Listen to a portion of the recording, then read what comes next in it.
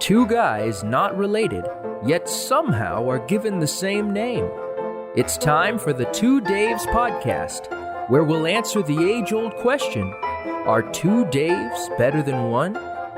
And now, here's Dave and Dave. You heard it right. We're back once more for another Two Daves podcast. You've just entered the Two Dave Nation, where an executive order from Washington prohibits us from saying that we are podcasters. We now have to use the term vintage hot air experts. Welcome. I'm Dave. And I'm Dave, and this ain't tacos. But you know what? I think we are vintage hot air experts anyway. But hey, listen, please don't forget to subscribe and share this podcast with your friends and enemies if you like. We're building the Two Daves Nation, and we invite you to be a part of the journey. Okay, Dave, we are going to get right into our guest because we have just a very special episode for you tonight. We're still not sure if our guest understands what he said yes to. But we got him anyway, so the Lord works in mysterious ways. But before we bring him on, I think it'd be fun to let our listeners in on some fun Dave facts, okay? Because a lot of the fan mail that we've been getting it says that they really enjoy when they get to learn a little bit more about us. Okay. So among the many genres of music, and there's a lot of types of music out there, you and I mutual love for Southern gospel music, especially quartets, right? Yes, for and sure. Not only that, we've actually done some Southern gospel singing together. I know that we have sung in at least two quartets together, maybe more, but I can think of two quartets plus some other, some duets as well. I was actually in a group when I was like 20 years old, and it was called the Followers Quartet, and we had a whole 3 concerts until we dissolved. Wow. So, all right. I wish we were one-hit wonders, but we weren't. But hey, let's let our audience in on what Southern gospel music is. It started in the southeastern parts of America and sometimes known as quartet music for its traditional 4 men and a piano setup. Southern gospel has evolved over the years into a popular form of music across the United States. And this form of music is by no means limited to just a men's quartet.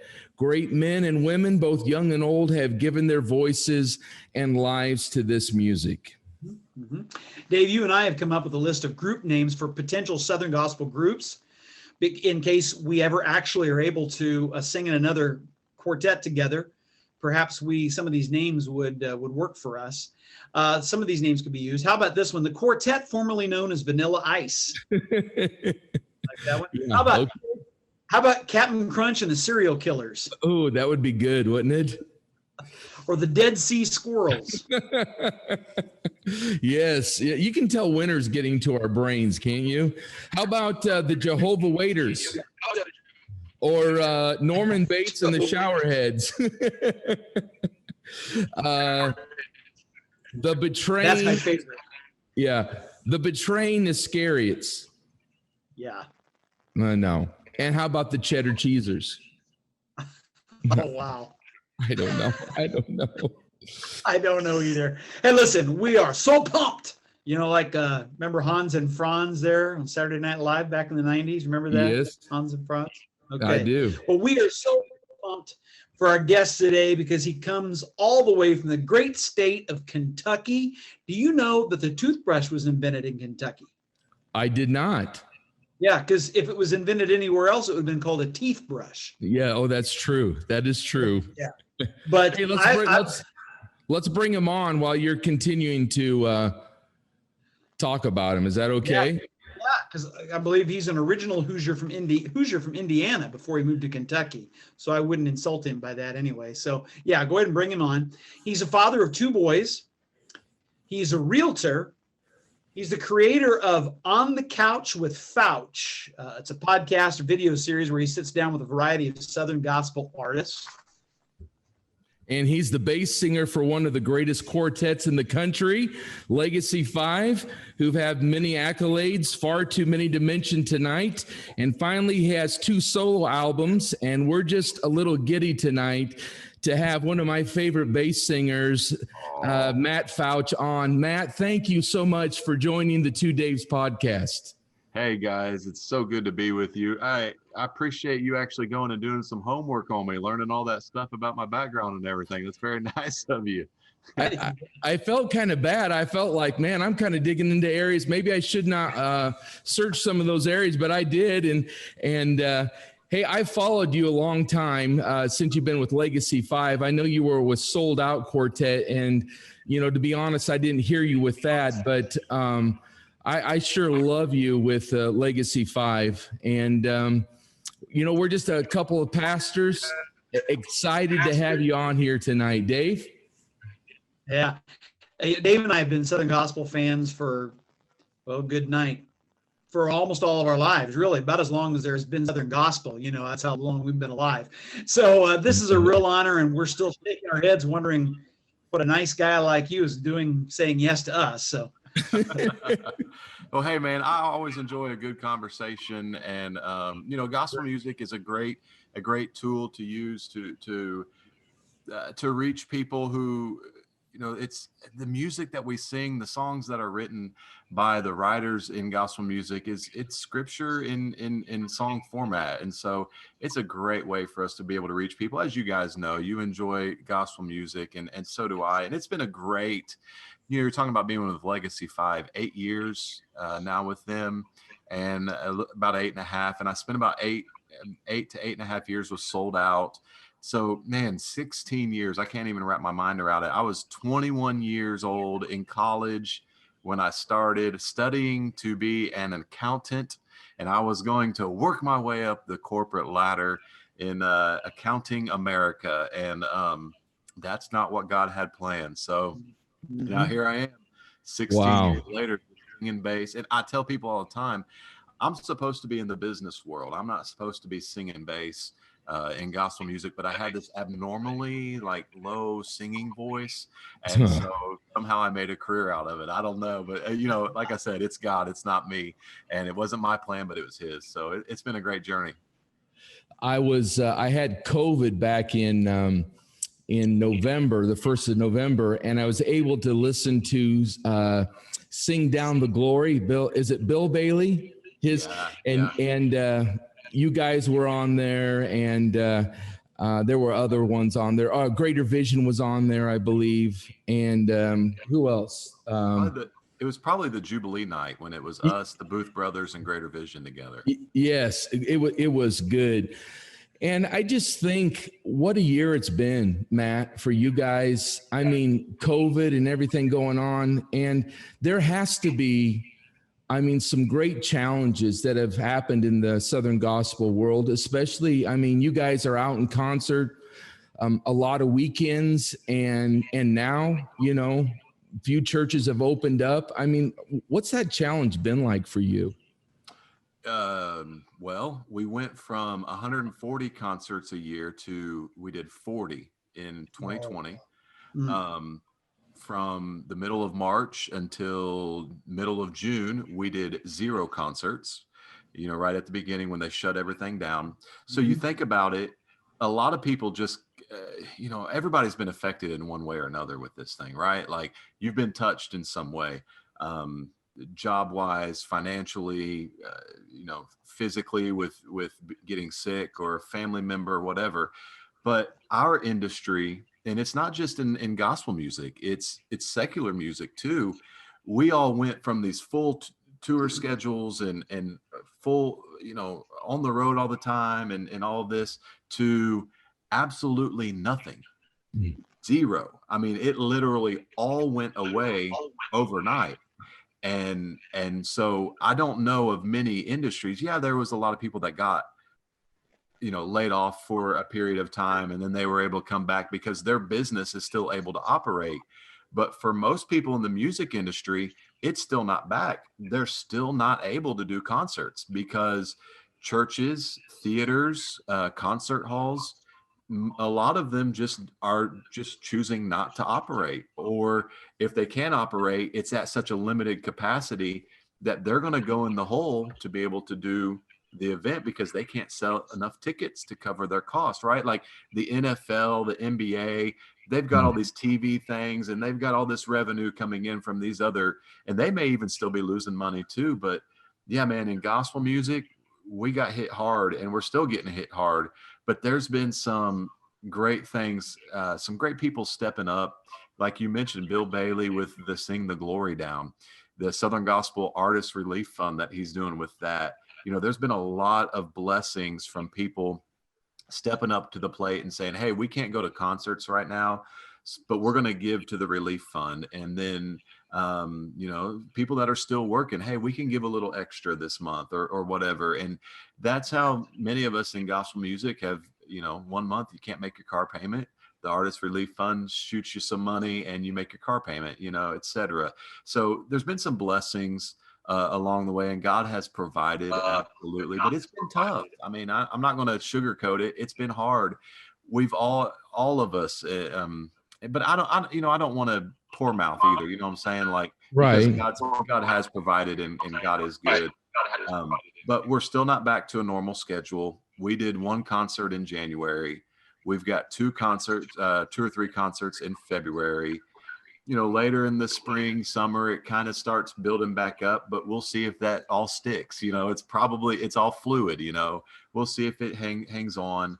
But, you know, we are just looking for those opportunities and waiting for those opportunities to open back up where we can get back out there on the road and sing. And in the meantime, we're just doing what we got to do to pay the bills, and God is opening doors. I got my real estate license. Hey, that's fun.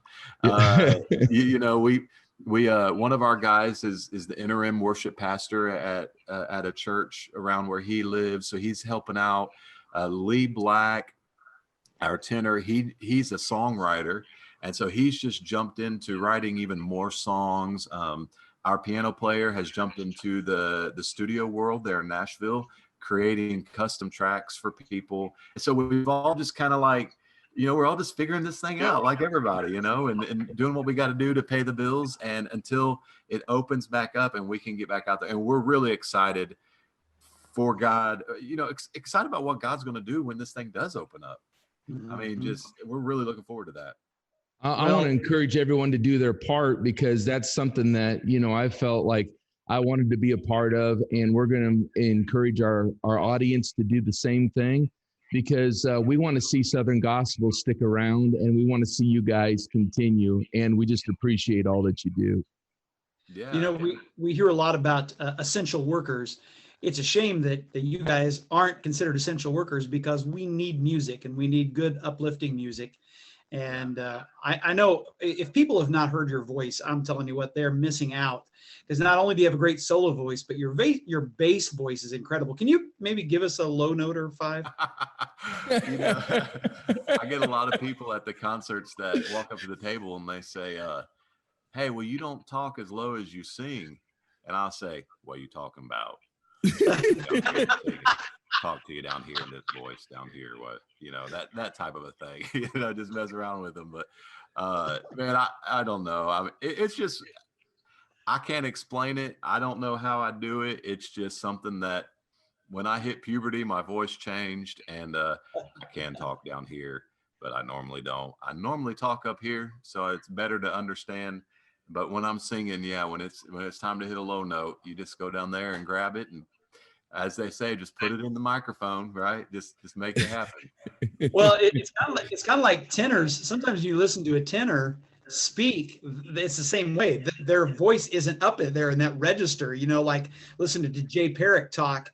You'd think that he would have this really mousy voice, and he really doesn't. You know, it's kind of a normal voice. But so anyway, how did you find yourself as bass of Legacy 5? How did you get there? So as you know, as Dave mentioned a few minutes ago, I started with a group called Sold Out. Mm-hmm. And, you know, as any other career, I guess you would say, networking is key, you know, building relationships and sharing your contact information and building friendships. And as just like, with pastors and people that are in ministry work, when an opportunity opens up at a different church, you may get someone say, hey, I know about this church that's looking, are you interested in making a move? And you say, I'm not really, but maybe, I don't know, maybe God's speaking to you. It's time to move. Maybe it's not, you just don't ever know. And when I was with Sold Out, I had some guys from actually Devin McGlamory, who's singing with Ernie Haas and Signature Sound.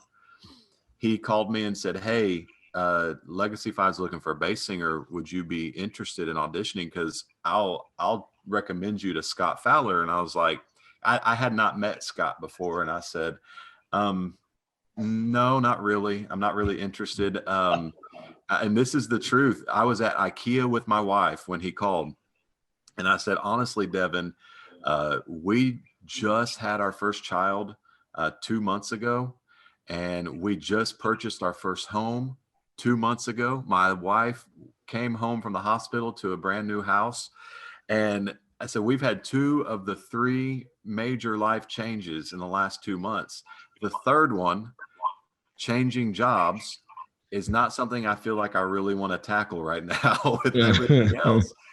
And a few days later, Ernie Haas called me and was like, Matt, I really think you should at least talk to Scott, because I think this would be a great fit for you.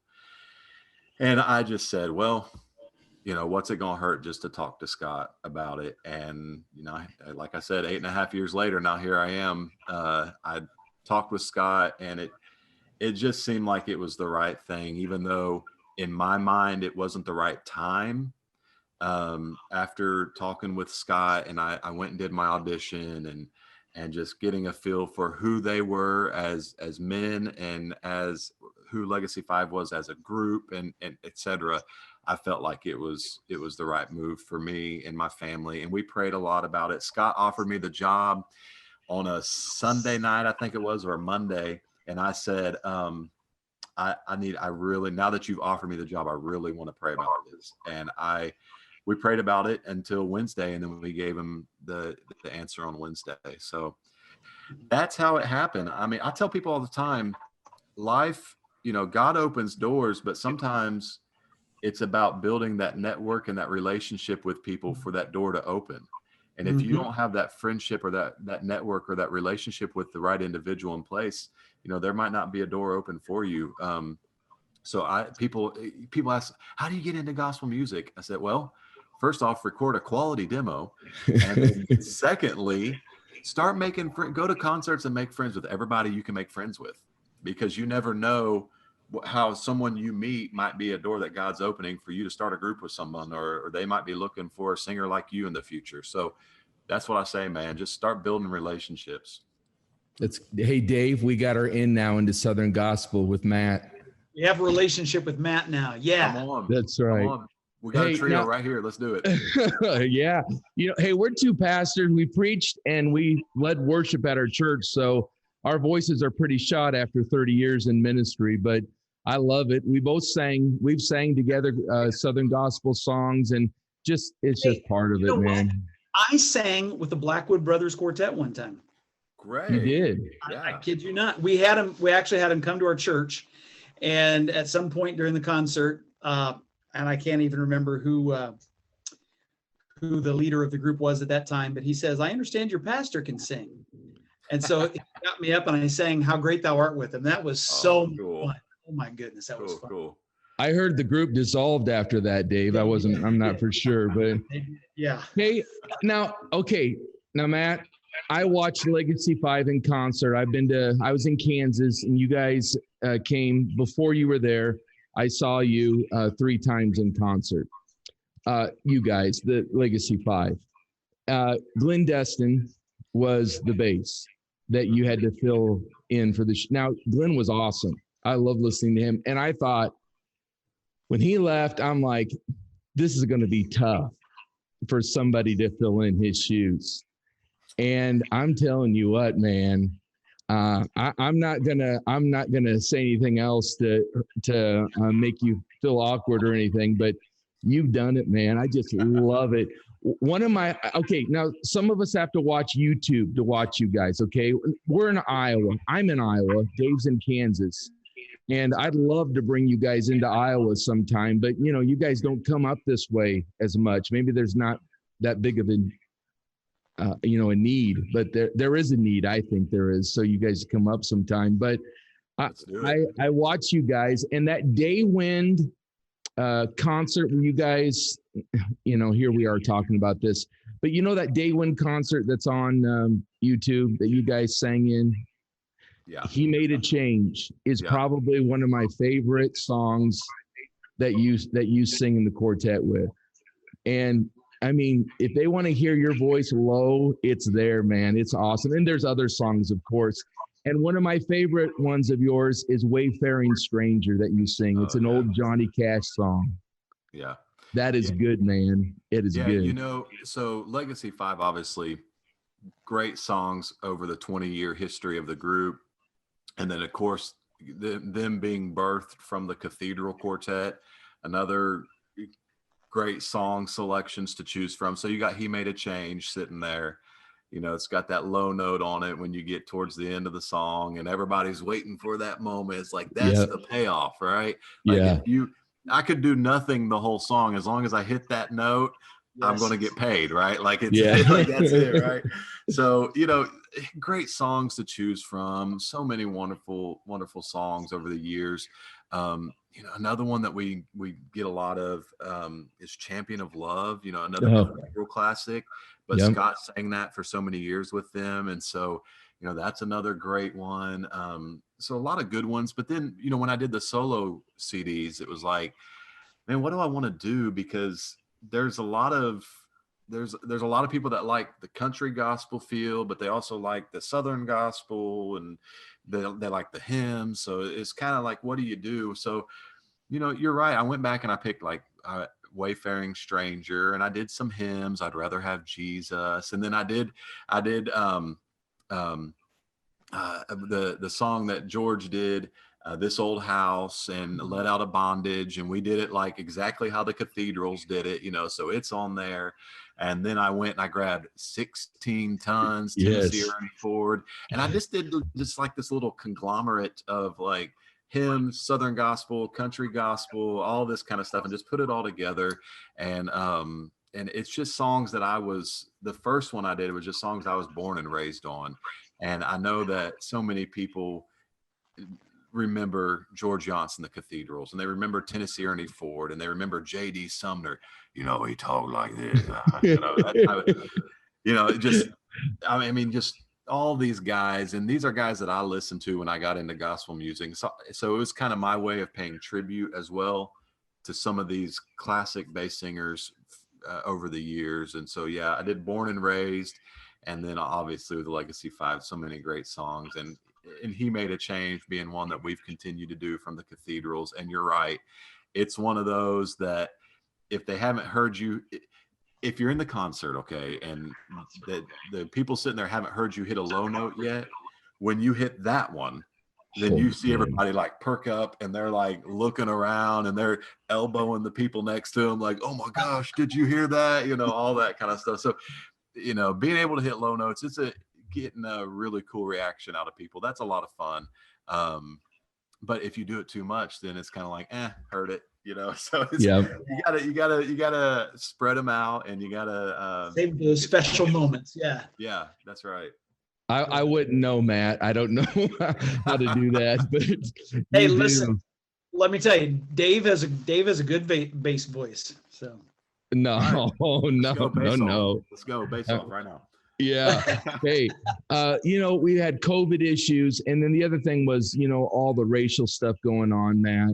And then I put on Facebook not too long ago, you guys were doing a special with is it the Wardlaw brothers? Is that correct? That's right. Yeah. That's a beautiful song that you guys sing. And I thought that was a really cool way of coming together. I mean, kind of tell us what brought that on and why you guys did that.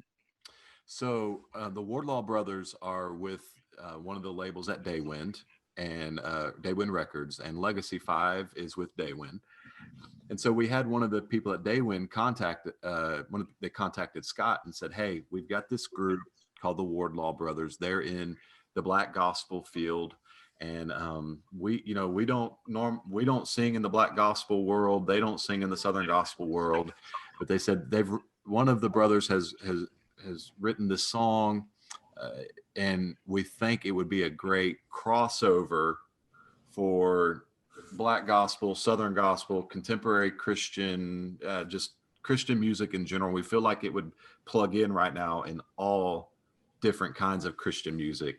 And they want to get with a quartet out of Southern gospel music and combine and make this happen and do it together. And so they said, what do you guys think? And so Scott was like, absolutely, yes, we want to be a part of this. Let's hear the song. And then we heard the song and we were like, man, that is awesome. And the song is called 9 Makes Us One.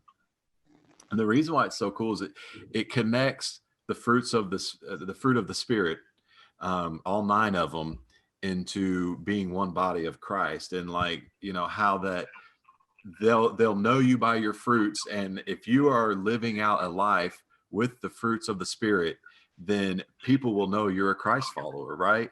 And so that's what brings us together as the body of Christ as one. And if we're all living love, joy, peace, patience, kindness, gentleness, if we're living all 9 of these fruits of the Spirit, then we will become one, and people will look at the body of Christ and say, wow, there is unity. There is one body. And out of these 9 fruits, we become one. And so that was his thought behind the song. And we went in the studio that day, and we all recorded it the same day. The vocals, we recorded the video the same day, and we just hung out in the studio all day, and it was a lot of fun. We had a really good time, and we had not met them before. They had not obviously met us. And so we just had fun. We laughed, we joked around a lot. We had some serious moments, and it just turned out into a really, really nice day. And we felt really good about the product that came from that, with the song and the video. And it's gotten a lot of attention. And we've had, I know we did an interview with a couple of them, something similar to this with the lady. And one of the stories that Brian Walker, one of the guys from our group, shared was he had a gentleman from his church come up to him and say, hey, I just want to let you know that when I saw you share that video of you with that other quartet, he said, I'll just be honest with you, I didn't have any interest in watching it. He said, because I didn't want to be a part of watching it. I didn't know what it was about. I just didn't care. Wow. And he said, but for some reason, something drew him to it, or he ended up watching it, or the Holy Spirit convicted him, something like that. And he ended up watching it anyways, right? And he said, I've got to tell you that I was convicted of my heart towards my attitude towards that song. And God really showed me, after listening to that song and watching that video, that there was a work that needed to be done in my life towards this. And so we were like, how many more people that haven't said anything? And that's what we're praying and hoping for with the song, was that there would be people on both sides that just sit back and say, yeah, it's true. We are one in the body of Christ. And if we live out these things, love, patience, kindness, gentleness, if we live out all these, it will remind us that regardless of the color of our skin or the political party affiliation, we're all made in the image of God, and we all have to make a decision in life to follow him, regardless. And so we need to be sharing Christ with folks to give them that opportunity if they haven't heard before. That's powerful. That's powerful. Hey, Matt, I know, for music fans, and I don't care what genre, it could be Southern gospel, it could be heavy metal, but for music fans, we look at that industry as being quite glamorous, because we go to the concerts and we see you guys up on the stage or whatever, and we think, wow, yeah, that's the life of glamour. But can you tell us what that life really like? Tell us what it's like. Tell us some things you love about the music industry, and tell us some things you kind of don't love about the music industry. Okay. So yeah, obviously, and this is a common thing, regardless of the kind of music. Well, the only thing you ever really see is the person on stage or on video. I mean, that's all. That's the only part of the life that you ever see as a follower of any kind of music. You don't typically see any of the behind the scenes stuff or the family, a whole lot of the family life, etc. And so, the number one thing that comes to my mind when you talk about that is when you're doing 140 concerts a year from California to New York to, Southern Florida up to Alberta, Canada, you are traveling tens of thousands of miles or hundreds of thousands of miles a year. And in addition to your concert days, and you are have a missing. bus? You have a bus? We have a bus. Occasionally we will fly, it just depends, but most of the time we bus it. But you miss out on birthday parties, you miss out on anniversaries, you miss out on graduations, you miss out on family reunions, you miss out on Sunday, a lot of Sundays going to church with your family. You miss out on all of the normal things that people, family, friends get together for, because most of the time those things happen on the weekend. Well, when you're doing music, most of the time concerts happen Thursday, Friday, Saturday, Sunday. Okay. So if you're out providing that for folks, then that means you're away from home during those times. And so the number one thing that comes to mind is you leave your family at home. You leave your kids at home. You miss the basketball games. You miss the baseball games. You miss the birthday parties. You miss all this stuff. Because when they're happening is when you're on the road. And so that's the number one thing to me that comes to mind when you talk about that, is most people don't even give a second thought to, I wonder what his family is doing today while he's here in insert any city and state, wherever it is across the country. While he's here doing this today, I wonder what his family is doing. And, that's the hard part. And you know that when you take the job, that going into it. And so, you just say, God, you gotta do a work in me, you gotta do a work in my family, and you gotta have a support system there to where everything still runs like it should. And you gotta provide the comfort when there needs to be comfort of someone to give a family member going through a struggle, something happens while you're on the road. You're not there to give them a hug, right? Like you're a week out. Well, I'll be there in a week.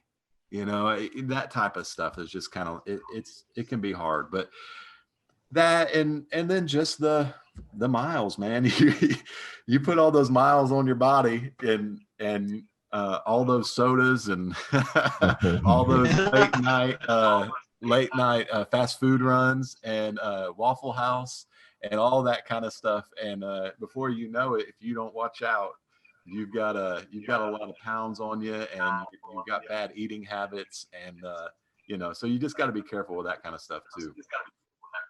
Well, that's why we asked you that question, because people just don't understand what goes in behind the scenes and the sacrifice that you make for ministry, for the Lord. You're not doing this for Legacy 5. You're doing this for the Lord.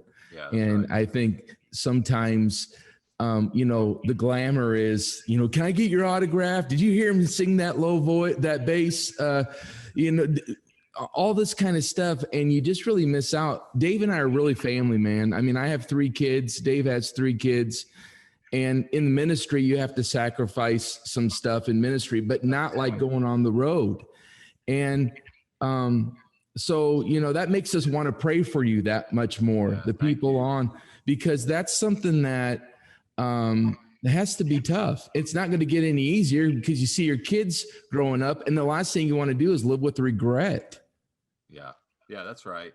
You got to make sure you're in it for the right reasons. Like you said, it's got to be, God saying, this is what I want you to do. Because if you're in it for the other, I told Scott when I joined the group, I said, man, I don't want to come to Legacy 5 if it means that it's going to hurt my family, my relationship, my marriage, my relationship with my kids, my wife. I'm not going to trade those things just to be with a certain group on a certain stage. Like, it's not worth it to me. Right. And so, you got to make sure it's the right reasons. And if it is, it still can be tough. Just like you guys know with the things in being pastors and the stuff that you guys face and the sacrifices there, it's still going to be tough, but that's what you're called to do. That at minimum for this season of your life, this is where God has you and this is what God has you doing. And whether that's going to be what you do for eternity, for your whole life or whatever, not eternity, but for your whole life, you don't know. But in that moment, you're doing what you feel like God's called you to do. And he provides, like I said, the comfort, the strength, and all those things that you and your family need to get through. And I wanted to say this too. When folks come to the concert, they're there for about 2 hours, right? Yeah. So when we go on the road, we're on the road for, an average weekend, we're on the road for like 3 or 4 days, right? So we go for 3 or 4 days for 3 or 4 concerts of 2 hours of concert. So for about 6 hours, 7 hours of concert time, we're gone for 4 days. And people come into the concert and we have so much fun during the concerts. That's the fun part. Like we do all the other stuff, all of the work, all the setup, all the tear down, all of the miles, all the other stuff that we do is for that 2-hour concert so that we can have fun for 2 hours. And hopefully folks go out with their spirits lifted, with their hearts just so full of joy in Christ. And hopefully they walk out with a closer relationship to him, or that they've been introduced to him. And we do all of the other stuff just for that 2 hours. And in those 2 hours, we have a whole lot of fun. But yeah, that's the life. And like I said, if you're not called to it, then it will be a miserable life, just like anything else that you do for a living, if you will, or ministry. If it's not what God has called you to do for that season of your life, then you're going to be miserable in it. Can we each ask you one more question? I know you're probably tired but can we ask you one more question each? Is that possible? Shoot. Okay. So, Dave, you want to go first? You want me to go first? Go ahead. Okay. So I've seen some great bass singers in my life. I've seen London Paris with Blackwood Brothers, and I was a little kid, so I don't remember much from him. I've seen J.D. Sumner with the Masters 5, Big John Hall, Armin Morales. Of course, he was with the Imperials. I don't know if you ever watched the Imperials or listened to them. George Younce several times, Glenn Destin, John Moore with the Gaither Vocal Band. That was a long time ago. And you. I'm looking forward to watching you one day in concert.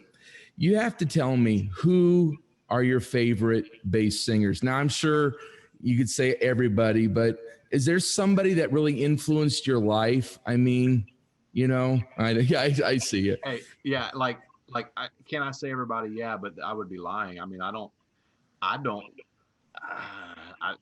okay, I'll say it this way. You want dead or living? Both. You both. Okay. Both. So here's the thing. For me, I like bass singers for different reasons. Okay. So for current living bass singers that are on the road right now, traveling and singing, if I want to just hear a guy get up there and nail a low F and it just have cut on it and it's got substance to it and it's just a great note, I want to hear Jeff Chapman of the King of Notes, right? Yeah. That's the guy that for me, that's who I want to hear. If I want to hear a bass singer get up and just sing a pretty song and just sing a melody and really minister a solo, if I want to hear just a low voice do that, I want to hear Eric Bennett of Triumphant Quartet. Okay. Very good. Yeah. So depending on the bass, depending on kind of what I'm wanting in that moment, it kind of depends on the bass singer for me. And it's the same thing with the guys who have gone on. If I want to hear a guy with some rhythm that can really get into a song and he can pop down and hit a low note, but man, he's really good at pop, just flowing in a song. I want to listen to George, right? Because Yeah. George could just get in the pocket and he would say there, and you could just hop along with what he was singing, and he was so good at that. But if I want to hear a guy that's just like all raspy and just rah, rah, or, then I'm gonna listen to JD. And it's like what do you want in that moment from a bass singer? Because to me, there's so many. Every bass singer has his own like unique quality that I find interesting in a way. And so when I started singing bass, I listened to Tim Duncan with Signature Sound, Eric Bennett with Triumphant, Tim Riley with Gold City, and Jeff Chapman with the Kingdom Airs. And I tried to reproduce what I heard all four of those guys do. And then I listened to George and JD as well. But the guys that were singing at that time, I tried to reproduce what all four of those guys did because I liked something different about each of their voices and how they sang bass. And so I feel like I kind of morphed into my own style. And I'm sure there are people out there that would say the same thing about me. Like, I don't like listening to him for lows, or I don't like listening to him solo or whatever, but I really like listening to him do this or that, whatever. And so that for me, those are the guys currently singing and the guys from the past. That's awesome. All right. Awesome. This is my question, because I got to know, you have any embarrassing or hysterical stories of things that happen while singing on stage? So, yeah, of course. I haven't really had many embarrassing. There's been lots of funny. Most of the funny ones I was on stage when they happened, but thankfully it wasn't like to me. But one thing that did happen to me that was not necessarily embarrassing or funny, but it was really unique. We were doing Jubilee Christmas Tour. And that, like we said earlier, that's Greater Vision, Booth Brothers, and Legacy 5. At that time, that's what it was. And we were recording a video at In Touch Ministries with Dr. Stanley's place there. Mm-hmm. And we had been there all day, and we had done rehearsal and everything. And we were doing the actual performance for the evening. And it was all being videoed, and the place was packed. It was sold out. And during one part of the program, if you guys haven't seen it, during one part of the program, I sing my solo, and Scott Howard, who used to be with Legacy 5, would go and get a blower that had toilet paper on the end of a paint roll that was attached to the end of the blower, and he would blow snow. I'm doing that in air quotes for those that are just listening on audio. Snow. He would make it snow on me while I was singing my solo. Like, that was the funny thing. And we did it every year that we did the Jubilee Christmas Tour. It was the one song. No other song was done from the first year to the last year that we did it, except for that. That was the one thing that stood from the beginning to the end. And so that's my claim to fame. I get covered in toilet paper, quote, snow, as a thing. But here's what happened at Dr. Stanley's place. When we did the rehearsal, they had put a bunch of candles on the steps around the stage. Oh, no. And they were all the like the electric kind, the battery operated. Oh, okay. Yeah. Right? Unbeknownst to us, between rehearsal and the real thing, some of those had died, and they had gotten real candles and placed them in the spots where those other ones had gone out.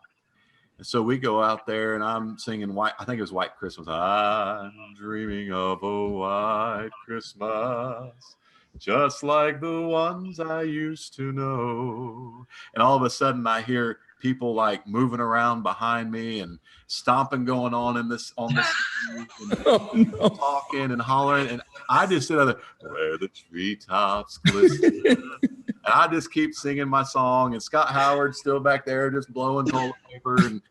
And we get all the way to the end. May be merry and bright, and may all your Christmases be white. And people start kind of like slowly clapping, but there's more laughter than anything. And I'm like, what in the world has been going on? And I turn around and Michael Booth is doing like a little dance on stage and everybody's up out of their chairs. And I'm like, what has happened while I've been singing White Christmas? And so some of that toilet paper, unbeknownst to me, had fallen on those live candles, and the toilet paper had caught fire and was going, you know, as you can in your mind's eye, you can see this fire basically walking up the toilet paper as it spread all over the stage. And so they were all getting up, like stomping on the toilet paper and water bottles, trying to put the fire out and everything. And we burnt that carpet up. And I'm sure it was the first event they had on that new stage at In Touch. And we totally messed up all the carpet and everything. So yeah, that was my life flashing before my eyes moment. That's hysterical. We as pastors don't like live candles because we don't want the wax on the floor. We never think about it catching on fire. Yeah. Well, you guys probably don't normally have toilet paper during your sermons. No, well, but that could happen sometimes. That's right. Hey, Dave, what's that? I was just gonna say, nowadays that we could have been millionaires with all the toilet paper we burned through over the years. Oh yeah, that's for sure. That is for sure. Hey, Matt, we want to finish this podcast with a Two Daves rapid fire game with you. We think this might be fun, where we ask you a question and give you a few seconds to answer it. Are you ready for this? I'm ready. Let's roll. Okay, number one, what is the one thing you would put on your bucket list? I want to go back to Hawaii. Okay, what's your favorite hobby? Playing basketball. Hey, yeah, you got the Matt Fouch Award, right? The Hustle Award. I did for a little while, yeah. What's the one thing that annoys you the most? Ooh, I don't know. I like timeliness. I don't like being late.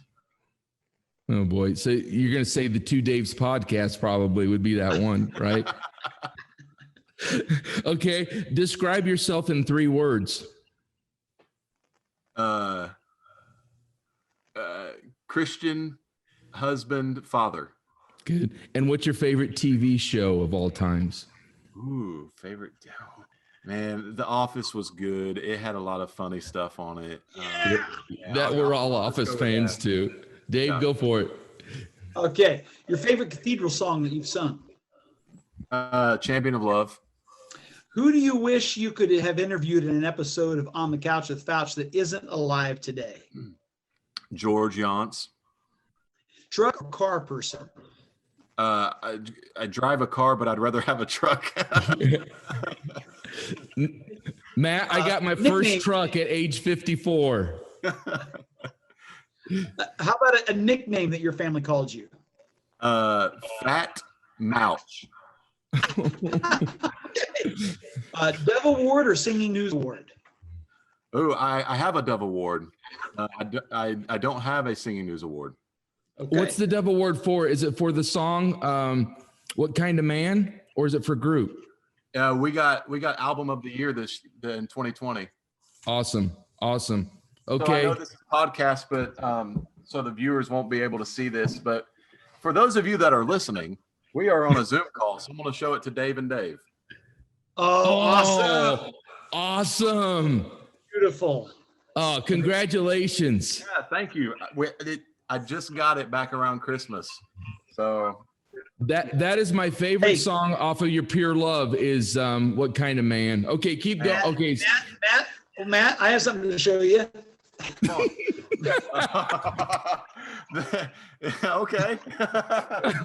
It just got weird. Okay. Least favorite type of music, Matt. We're almost done. Ooh, least favorite. I like the heavy metal rock. Okay. Besides Southern gospel, what's your favorite type of music? I mean, I listen to contemporary Christian music. Yeah. Okay. If you could teleport anywhere with your family, where would you like to go?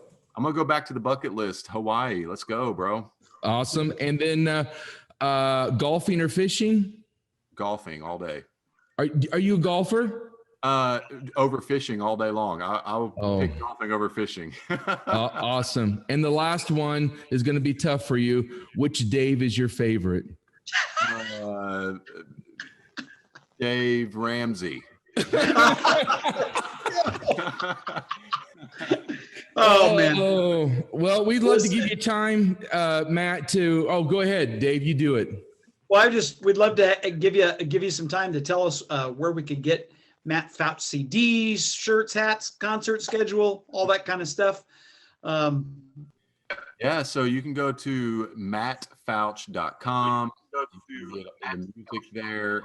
You can also go to YouTube, just youtube.com/Matt Fouch. All of my music videos are there. My interviews with other gospel music artists are there. That's called On the Couch with Fouch.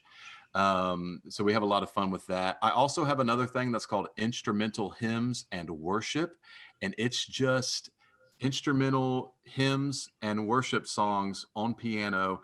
You can catch that on any online platform where you listen to music. Just say, "Hey Alexa, play songs by Instrumental Hymns and Worship," and she'll start playing you music. It's very relaxing, very reflective style of music for prayer, and your devotional time, etc. And then you can go to legacy5.com and you can get our schedule there. Come to a concert. We'd love to see you. And you can engage with us on all the social platforms. Just type in Legacy 5 or type in Matt Fouch. F as in Frank, O-U-C-A. Thank you, Matt. Thank you, guys. I appreciate it. It's such a great treat, you being with us, Matt. Thanks again. And God bless you. And we pray that things start opening up so you can get back out there. Me too. Thanks for your time, guys. And as always, if you enjoyed this podcast, and even if you didn't, we'd like to ask you to subscribe or share this podcast with your friends. So until next time, remember that 2 Daves are always better than one.